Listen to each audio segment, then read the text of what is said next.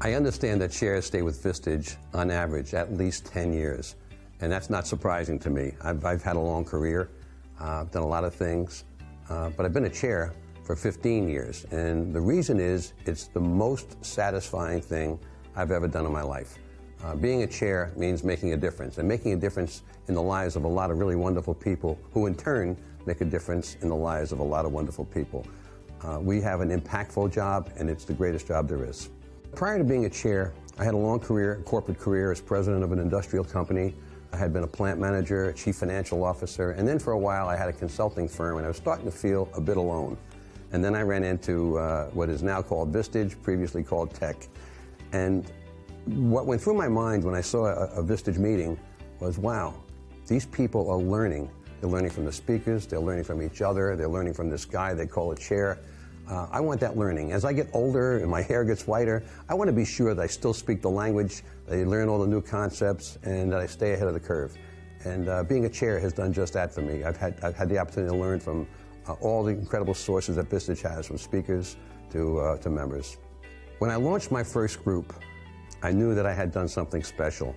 It wasn't like just having another client or just getting a big engagement.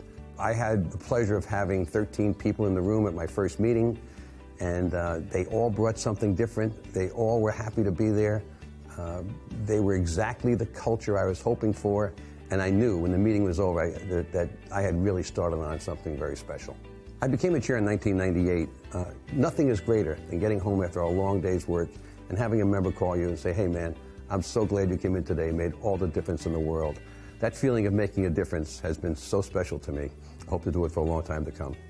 There are a lot of epiphanies when you're a chair. You never know when something new is going to come. Sometimes somebody will put an issue on the table that we're pretty sure we're an expert at because of our background, our education, something.